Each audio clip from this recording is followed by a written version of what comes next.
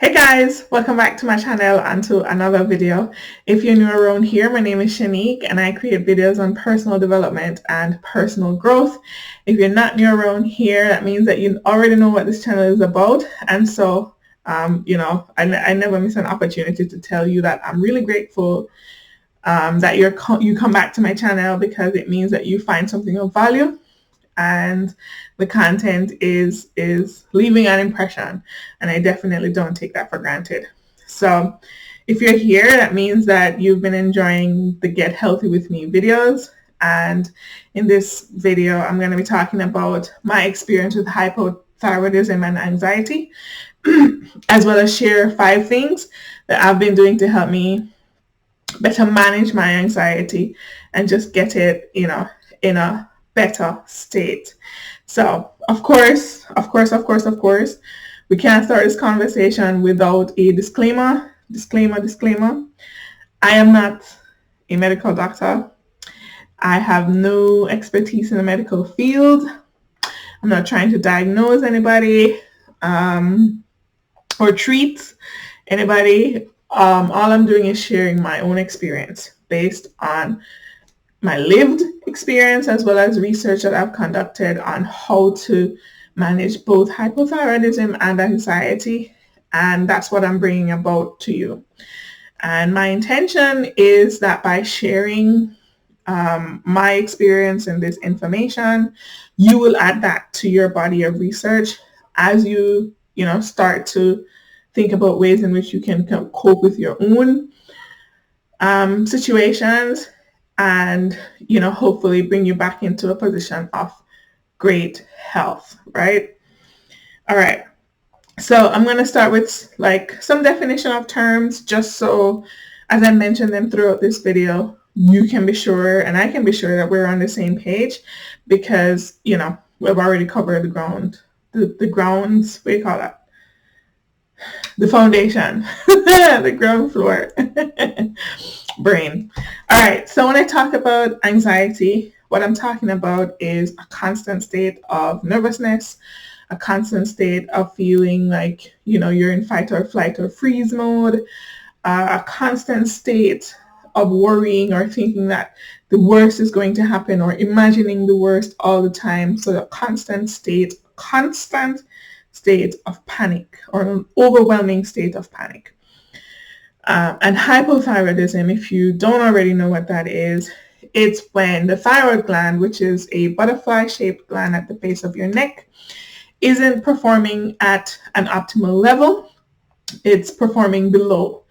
And so, the thyroid gland is responsible for the creation and dissemination of a lot of hormones that, keep us operating, keep us balanced, keep us operating at our best.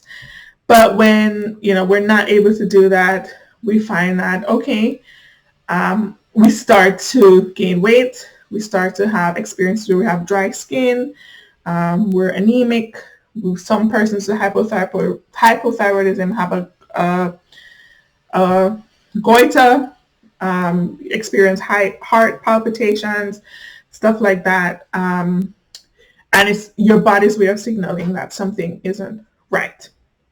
Okay, so now that we have the intro, the disclaimer, and definition of terms out the way, I want to just talk about what my experience with anxiety is, as well as some other issues that you may have that can also contribute to anxiety. So I recently found out that if you are anemic, so you can be anemic and don't have hypothyroidism, but once you're anemic, it increases your chances of being anxious. So low iron in the blood also leads to anxiety, or has anxiety as a symptom, as well as low sugar. So if you're hypoglycemic, anxiety can also be a side effect. Now, of course, being me, that means that I have all 3. I've always been, as far as I can remember, anemic, and recently, experiencing low blood sugar around the time that I was diagnosed with hypothyroidism. So, you know, I got a triple dose of anxiety over here. As a matter of fact, I remember years ago, I would actually include it as like just an everyday part of my conversation. So I would be talking to someone and they'll express a scenario, and my response to that would have been, well, I'm an anxious person, so I can't really do all of that. Not realizing that I didn't have to feel that way. So fast forward, now we know better, we do better. And a part of doing better means that I need to work on, you know, what's happening in my body, which I'm currently doing, and, you know, getting my blood panel, all my levels back to what is considered optimal for me. But in addition to doing that, I need to also be doing things that help to support my mental health, because anxiety is very much a mind game. Mind game, for want of a better phrase, as well. You know, your body has been in this state for such a long time, and it's been sending signals to your brain that there's something wrong, and your mind has been under intense stress continuously for a long period of time. That isn't going to go away immediately after you get your blood levels together, or your gut health is back on track, or your iron levels are, you know, where they're supposed to be. It's not going to go away because you spent years creating a system to cope. So now there needs to be some unlearning and a creation of a new system or a new routine that will help you to not get back to that space. So I, through research, through my lived experience, have, you know, I realized that, okay, there were a couple of things that I kept coming back to every time I felt anxious, every time I felt like I wasn't like grounded. And I wanted to share those with you. So, and hopefully with the hopes that, you know, they can help you too. All right. Enough about the chatter and the prelude, right? So here's thing number one. The first thing that I did, was I removed coffee, caffeinated or any form of caffeinated beverage from my diet. So I don't drink coffee. I don't drink energy drinks. I don't drink Coke or soda. Um, it's out of my diet because stimulants that have caffeine in it, my experience is that people talk about like the shakes that they get when they drink coffee, but they drink it anyway. No, my shakes come with like a racing heart and just like being right at the edge constantly. And I thought initially that maybe if I ate something while having my coffee or after having coffee, that it would help to kind of tame those effects. But no, it definitely didn't. So it wasn't until I removed coffee from my diet altogether that I haven't experienced that at all. No, I still have the habit of drinking a warm beverage every day, sometimes multiple times a day. But what I've done is I replaced coffee with natural teas. So elderberry, raspberry leaf, vervine, um, peppermint, cinnamon tea. Like there's so many options as it relates to natural teas or natural herbs that can be steeped into a tea format that you can use. I can leave a link actually to some of my favorite ingredients or some of my favorite things to use as part of my teas. And it's been amazing. There are no negative side effects. I still get the warm sensation of having a warm beverage, and I get on with my day without needing to feel like, you know, I'm going to be a nervous wreck in 3.5 seconds. So that's the first thing I did. I removed caffeinated beverages from my diet. Okay. Second thing that I did was I started to consume mostly whole foods. So if you come to my house, I don't really have a lot of snacks Doritos, Cheetos. Every now and then, maybe. Sometimes if a guest is coming over and that's something that they have, I'll buy it just to make them feel comfortable. But snacks in my house is fruits. Watermelon, oranges, cantaloupe, plums, grapes, bananas, apples. There's always at least 5 of those on hand, and they're a regular part of my grocery shopping. And it's the culture of my home where, okay, you come in, you want something to eat before dinner, or you feel a little peckish, you get a fruit. You drink some water. And that has the water content, for example, in like watermelon or cantaloupe, it helps me to feel satiated, so I feel like I'm full, but it's not a lot of sugar that I'm taking in, and it's overall providing hydration to the body. So similar to the herbal teas, I'm adding to my body as opposed to giving my body something else to process, and so far that has worked for me. Number three, I got intentional about meditation and prayer. I am a Christian, and one of the things that I found was that whenever I was not consistently like reading my scriptures, being intentional about how I'm focusing my thoughts or what I'm focusing on, I felt more disheveled. I felt more, all over the place, less focused on the things that I needed to be focused on, less grounded. And so now I'm able to, like initially when I started, I wasn't able to pinpoint, okay, how do I fix this?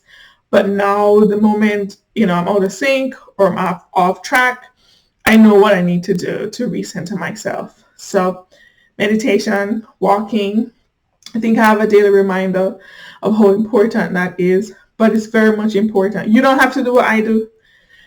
Certainly, but a 5-minute where you're listening to a motivational video on YouTube, 10 minutes where you're just walking and, you're really trying to hone in on where you are emotionally, where you are physically, where you are spiritually. It definitely goes a long way in terms of achieving your goals for the day, or just helping you to stay productive, or just helping you to stay focused on the things that really, really matter. So for me, definitely has helped. And as long as I keep doing that as part, now I have it down to like a science where I'm able to incorporate it naturally as part of my daily habits. Definitely has helped to keep me on track and keep my anxiety at bay. All right, number 4, I brain dump. If you know me, then I have 501 notebooks because the good old pen and paper is what works for me, and there's something therapeutic about writing in general. But I find that a part of me feeling overwhelmed or feeling anxious comes from the fact that I feel like, okay, there's so many things that I have to do. There's so much on my plate. I don't even know where to get started. I feel like I'm missing something. I'm missing a deadline. I'm not as organized.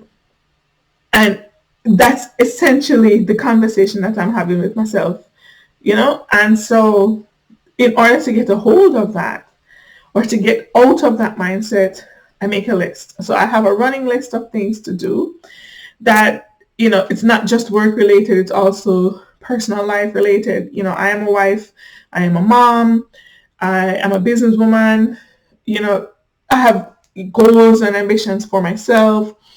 So I keep a running list of things that, need to be done. So that, okay, I don't have to spend that time or that energy remembering all of those things. I can just, check my list. What do I need to do today? From that master list, I can then plan my day of like, okay, I have these blocks of time. How can I fit some of these stuff in so that I can start to cross them off? Some of the things on your to-do list maybe don't even need action right away, but you need to get them out of your head because your brain is spending so much energy trying to not forget don't forget that you need to do this. And then you eventually forget. So I got into the habit of brain dumping. Once I got the stuff out my head, then, it was so much easier to just focus on that one thing, because I felt like all the other things, were in a good place, but that was safe, and that I could go back to, I could retrieve, whatever information I needed to, and continue, handling my business and crushing these goals. So I did that. And, as a good segue, or a good effect of doing that, meant that I was able to prioritize and get better rest. Resting is extremely important. But when you're anxious, or when you're constantly in a state of worry, constantly nervous, or constantly panicking, it has an adverse effect on your ability to get good rest. A good night's sleep, 8 hours. And so by doing all of, steps 1 through 4, you're priming your body, you're priming your mind to be able to better handle the day and set good intentions about, the days to come. And while you're doing that, you're, creating room for your body to rest. So even now, on days where I do feel like, okay, there's so much that's happening that's outside of my control, I literally go to bed at 3 p.m. I take a shower and sign out, go to my bed. And yes, that might not work for everybody all the time. I'm privileged enough to work from home. I'm privileged enough to be able to block my time so that I can still be productive if I shift a couple stuff in my day around. But you need to find what works for you so that you can prioritize rest, right? Ultimately, if you're not okay, then everything else will go to shit, really, because, you are that engine, you are the person, you're the key, you are the leader in these aspects of your life. And so you have to take care of you. And that means that you need to eat foods that will nourish your body and provide you with, the groundwork, or a good baseline to work from. And you need to sleep. So that you can rejuvenate and come back, thinking with a fresh mind. And I find that, typically after I do a brain dump and take a shower, whatever I was thinking about, whatever I was worried about, by the time I go to sleep and wake up, I think of a solution to the problem. And it didn't happen right away. It certainly happened over time. But I've thought of solutions, and I'm like, okay, I was definitely not in a space to think about this yesterday because I was frazzled. I was about to bust a gasket at some point. So yeah, that's it. Those are the 5 things that I've been doing, and they've been helping me to kind of keep my anxiety at bay. So now that, with my exercise routine, with, some of the supplements and the medications that I've been taking, the blood panel has been getting better and better and better. Doing this kind of work on the mental side is only leveling the scale so that I can set myself up for success. And I really want to be successful in just becoming the best version of myself. I am better. I'm not the best version, but I'm better than where I was before. And my intention is to continue on that path. So it's been about 20 minutes. Thanks for staying with me throughout this video. I hope that you were able to learn something. And if you know anyone that would benefit from the contents of this video, please share it with them. They may not have hypothyroidism or anemia or hypoglycemia, but they might be a really anxious person, and that's just how they've always been.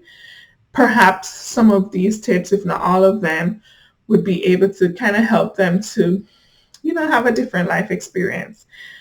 We all deserve to show up as the best versions of ourselves. All right, so thanks for sticking around again. And until the next video, I'm Shanique. Bye.